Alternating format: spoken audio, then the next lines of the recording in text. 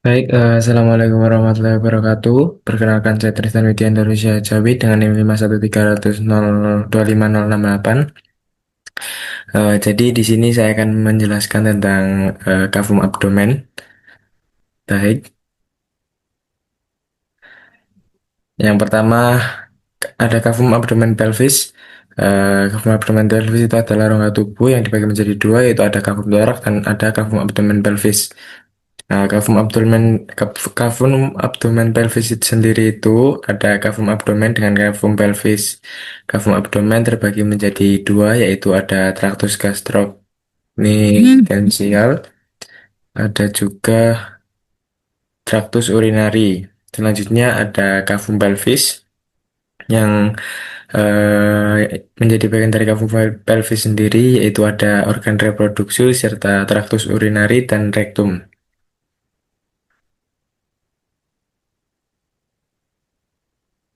Nah, selanjutnya ada pembagian regio abdomen. Pembagian regio abdomen sendiri dibagi menjadi 4 kuadran. Ada kuadran kanan atas, ada kuadran kiri atas, ada kuadran kanan bawah, serta kuadran kiri bawah. Seperti yang bisa kita lihat di sini, ada kuadran eh, kiri atas, ada kuadran kanan atas, ada kuadran kanan bawah, dan kuadran kiri bawah. Dibagi menjadi 4 kuadran. Selanjutnya, pembagian regio abdomen sendiri, untuk regionya abdomen dibagi menjadi 9. Yang pertama ada epigastricum, ada hypochondrium sinistra, ada hypochondrium dextra, ada umbilicalis, ada lumbalis sinistra, lumbalis dextra, ada juga hypogastrium, ada juga inguinal dextra atau iliaca dextra, serta inguinal sinistra atau iliaca sinistra.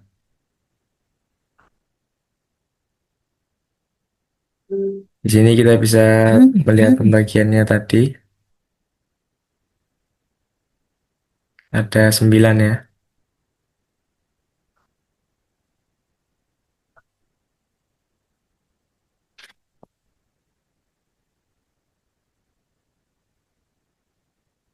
Selanjutnya ada dinding ventrolateral abdomen yang terdiri dari 6 lapis. Yang pertama ada kulit atau kutis. Yang kedua ada subkutan, ada dibagi dua, yaitu fascia camper dan fascia scarpa. Selanjutnya ada muskulatur yang ada di bagian lateral juga ventral. Ada moai atau musculus obliquus abdominis externus, ada moai musculus obliquus abdominis internus, serta ada MTA atau musculus transversus abdominis. Itu untuk yang di bagian lateral. Sedangkan di bagian ventralnya ada musculus rectus abdominis dan musculus pyramidalis. Selanjutnya di lapisan keempat ada fascia transversa abdominis.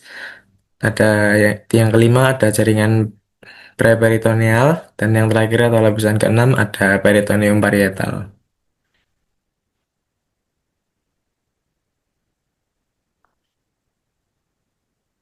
Di sini kita bisa melihat pembagian-pembagiannya, tadi ada 6. Untuk di bagian subkutan dibagi menjadi dua, ada fascia kampar atau jaringan lemak, ada fascia scrapa atau jaringan ikat. Untuk muskularnya juga gitu, dibagi menjadi dua, lateral dan anterior, seperti yang saya sebutkan tadi.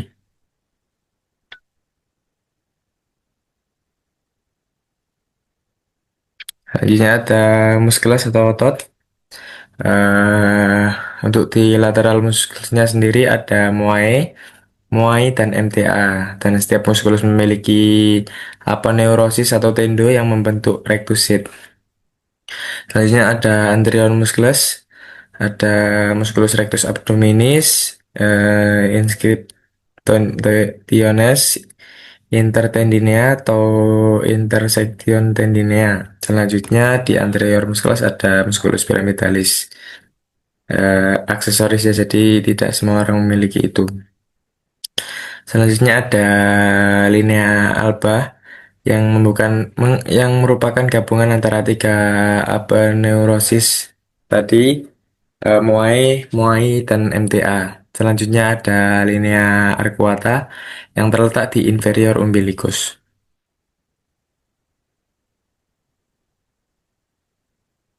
Selanjutnya ada rectus sheath atau vagina musculi recti.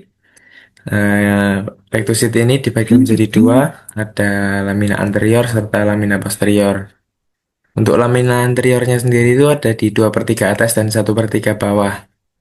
Untuk 2/3 atasnya itu ada di dari aponeurosis muai dan muai. Untuk di 1/3 bawahnya ada di APO 3 otot lateral. Sedangkan lamina posteriornya dibagi menjadi dua juga, 2/3 atas serta 1/3 bawah. Untuk 2/3 atasnya ada di APO muai dan MTA. Untuk di 1/3 bawahnya tidak ada. Di sini kita bisa melihat lapisan-lapisannya. Nah, kita di sini bisa melihat isi vagina dari muskuli recti. Untuk isinya sendiri ada tiga, yaitu musculus rectus dan musculus pyramidalis. Yang pertama ada juga arteri epigastrica superior dan arteri epigastrica inferior. Untuk arteri epigastrica superior itu sendiri lanjutan dari arteri mammaria interna atau arteri thoracica interna. Untuk arteri gastrika inferiornya sendiri berasal dari arteri iliaca eksterna dan cabang jadi mencabang jadi arteri kremasterika atau arteri spermatika eksterna. Selanjutnya ada lipatan peritoneum parieentalis di dinding ventroabdomen. Ada plica umbilicalis mediana yang berisi chorda uratus yang tepatnya ada di bagian vesika urinaria yang telah obliterasi. Selanjutnya ada plica umbilicalis medialis yang berisi chorda arterioumbilicalis.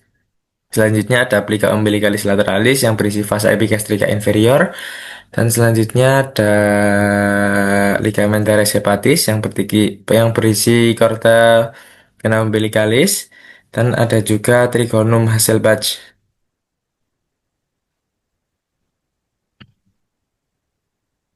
Di sini eh, bila kita lihat dinding ventral abdomen dari tampak dorsalnya, dalam umbilicalis mediana ada ligamen vesico-umbilicalis medialis yang berisi chorda urachus atau saluran kencing. Selanjutnya ada plica umbilicalis medialis yang berisi ligamen vesicolumbialis lateral yang berisi chorda arteri umbilicalis yang merupakan cabang dari arteri iliaca interna. Selanjutnya ada ligamen teres hepatis yang berisi chorda vena umbilicalis yang dibungkus oleh peritoneum. Selanjutnya ada plica umbilicalis lateral yang berisi vasa epigastrika inferior. Vasa epigastrika inferior sendiri membentuk batas lateral trigonum inguinal atau Hasselbalch.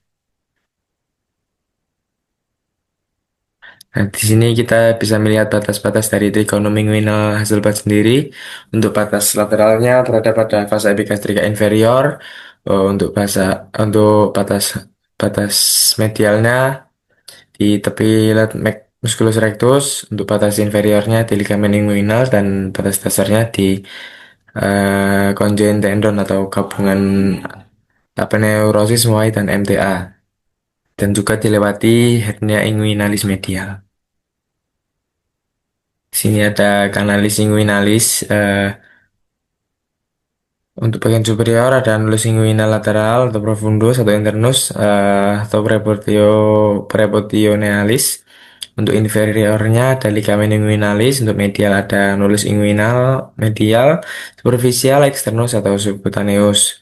Untuk batas asalnya ada MTA, fascia transversa, abdomen, conjoint tendon. Untuk isinya sendiri ada funiculus spermaticus atau ligamen teres uteri pada wanita dan ligamen ilioinguinalis.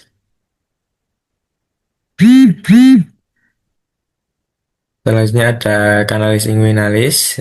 Ini sudah ada sejak kita lahir ya, dan merupakan locus minoris resisten bagi laki-laki, yang sering menyebabkan hernia inguinalis indirect. Juga ada funiculus spermaticus yang berisi ductus deferens, ada arteri ductus deferens, ada arteri spermatica interna, ada arteri spermatica externa, ada plexus pampiniformis, ada pembuluh limfa dan plexus nervosus, ada juga processus vaginalis peritonei.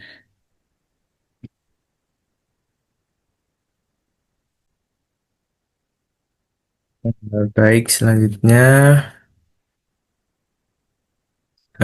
hernia inguinalis itu ada dua macam. Yang pertama ada hernia inguinalis indirecta yang berarti lateralis, ada juga hernia inguinalis directa atau yang berada di medialis.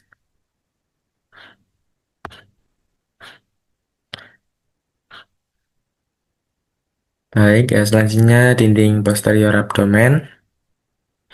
Yang pertama ada musculus quadratus lumborum, ligamen arcuatum lateral, selanjutnya ada corpus vertebrae lumbalis dari 1 sampai 5, ada musculus psoas major et minor, ada juga crus diaphragma destra atau sinistra, dan ada juga diaphragma atau brenicus. Nah, selanjutnya ada persyarafan pada dinding dorsal abdomen. Yang pertama ada nervus subcosta, yang kedua ada nervus iliohypogastricus, yang ketiga ada nervus ilioinguinalis, yang keempat ada nervus genitofemoralis, yang kelima ada nervus cutaneus femoralis lateralis, dan yang keenam ada nervus femoris. Eh, Peritoneum sendiri bagi menjadi dua lapisan parietal, eh, dinding abdomen dan diafragma, dan juga visceral yang melekat pada organ. Eh, Peritoneum melekat pada dinding dorsal abdomen ke organ. Untuk fungsi dari peritoneum sendiri yaitu menahan organ pada tempatnya dan tempat menyimpan lemak serta tempat masuknya fasa dan nervus menuju organ.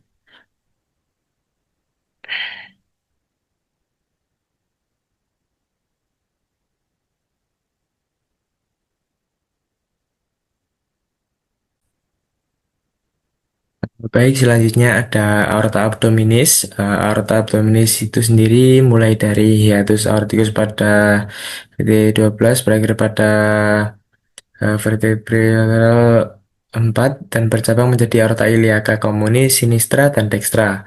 Aorta abdominis terletak ventral columna vertebralis pars lumbalis, sebelah kiri garis median dan vena cava inferior. Untuk cabang-cabang dari aorta abdominalis sendiri, untuk cabang parietalnya, yang pertama ada arteri branchiooabdominalis, untuk yang kedua ada arteri lumbalis 1 sampai 4 dextra sinistra, dan juga ada arteri sacralis media. Untuk cabang visceralnya sendiri ada arteri suprarenal media dextra dan sinistra, ada arteri renalis dextra atau sinistra, ada arteri spermatica interna, ada truncus soleacus, ada juga arteri mesenterica superior dan arteri mesenterica inferior. Di sini kita bisa melihat cabang-cabang dari aorta abdominal yang sangat banyak sekali, tapi yang terbesarnya ada cabang parietal dan cabang visceral.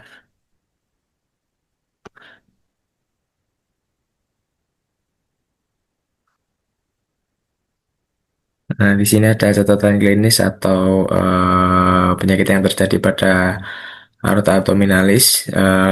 Bisa disebut juga dengan aneurisma aorta, yang merupakan benjolan pada dinding aorta atau lemahnya dinding aorta itu sendiri.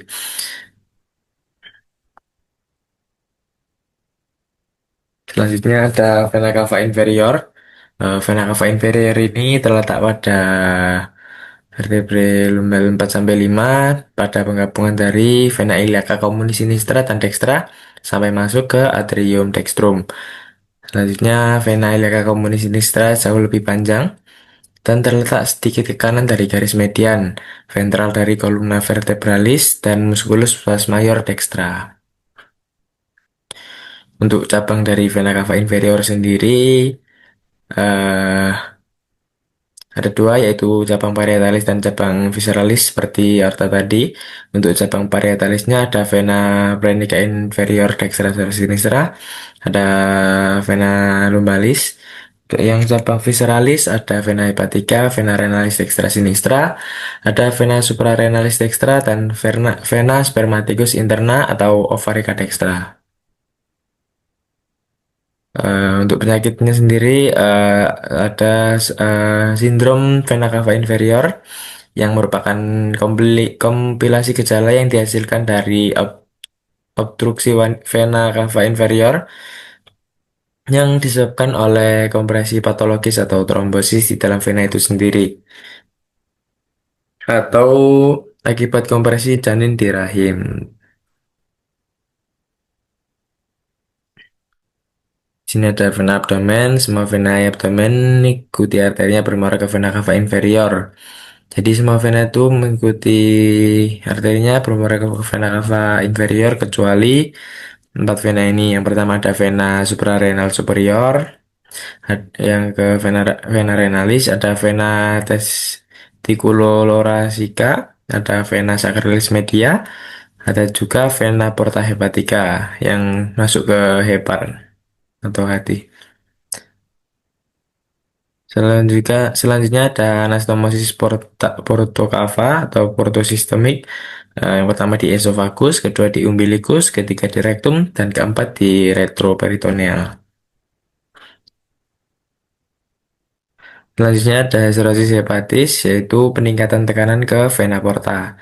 Bagi menjadi empat, ada fasies esophagus, fasies sekitar umbilikus, fasies anus, dan fasies aciles. Maaf. Eh, Fasies esophagus sendiri bagi menjadi dua, ada hematomosis, ada juga melena. Untuk fasies sekitar umbilikus ada di kaput medusa. Ini ada cirrhosis hepatis seperti ini. Mungkin cukup sekian presentasi dari saya. Mohon maaf apabila ada salah kata. Wassalamualaikum warahmatullahi wabarakatuh.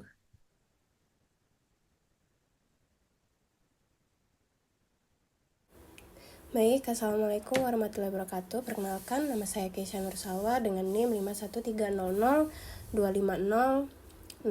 Di sini saya akan melanjutkan penjelasan dari teman saya, yaitu melanjutkan tentang vena cava dan vena porta.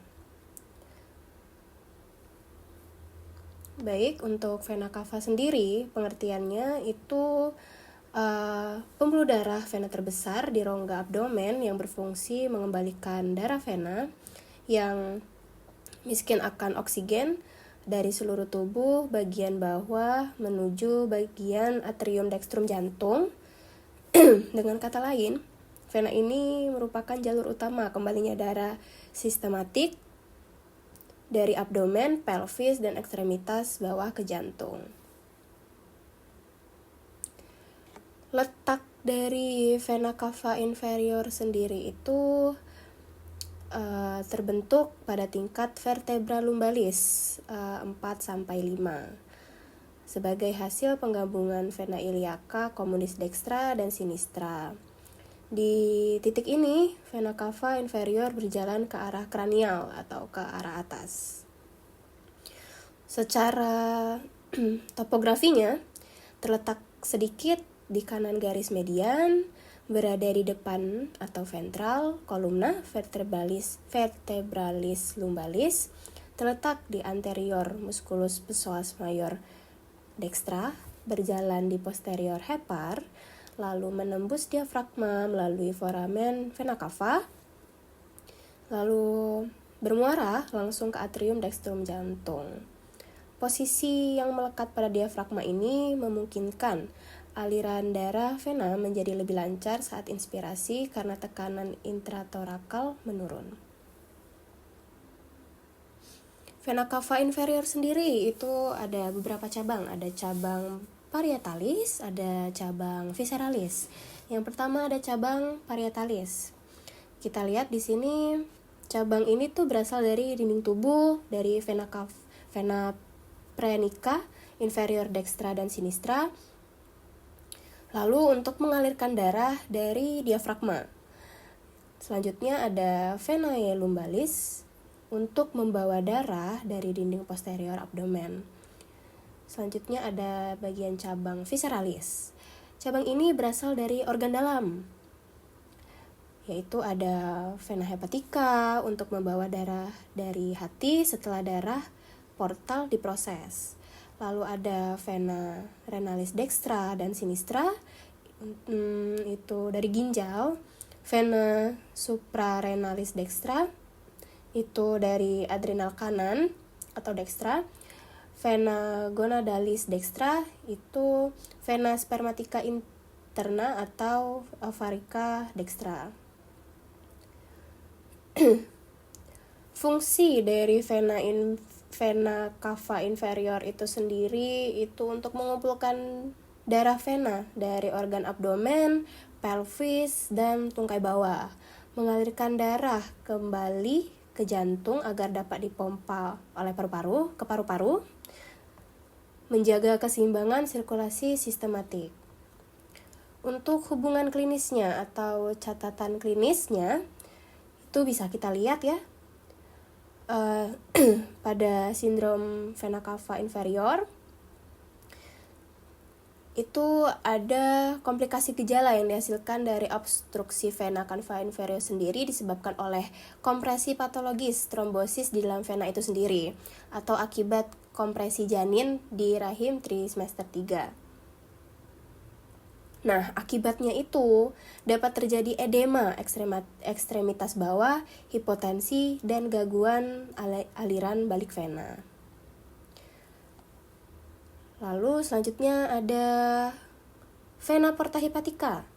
Vena porta hepatica itu sendiri berfungsi membawa darah vena yang kaya akan nutrisi dari aliran cerna dan organ pencernaan menuju hati atau hepar. Berbeda dengan vena cava tadi, vena porta tidak langsung menuju ke dalam jantung, melainkan masuk dulu ke jaringan hati terlebih dahulu. Fungsi utama dari vena porta sendiri itu untuk mengantarkan zat gizi hasil absorpsi usus, mengantarkan toksin atau zat asing untuk detoksifikasi di hati, lalu memungkinkan hati melakukan metabolisme sebelum darah masuk ke sirkulasi sistematik. Pembentukan dan letak vena porta hepatica tersendiri itu dari pertemuan dua vena besar, yaitu vena mesenterica superior, vena lienalis splenica. Vena mesenterica inferior ini biasanya bermuara ke vena lienalis terlebih dahulu. Lalu vena porta ini terbentuk di posterior kolum pankreas, kemudian berjalan ke atas menuju hepar atau hati. Jalur yang dilewati setelah terbentuk vena porta hepatica itu berjalan dalam ligamentum hepatoduodenale, bagian dari omentum minus, bersama dengan arteri hepatica propria, ductus choledocus. Nah, ketiganya itu membentuk trias portal atau portal triad.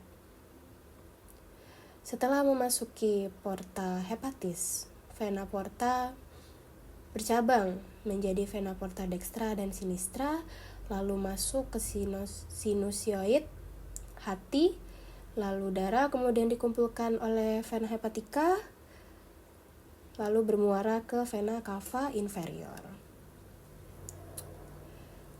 Alur ini atau jalan ini itu bertujuan agar darah dari usus disaring dan dimetabolisme terlebih dahulu oleh hepar sebelum ke sirkulasi umum.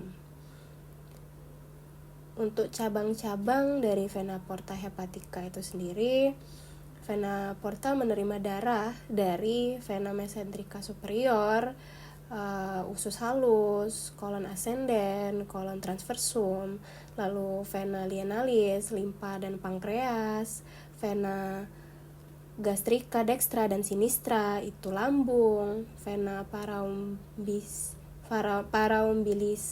salis, lalu ada vena mesenterika inferior melalui vena lienalis.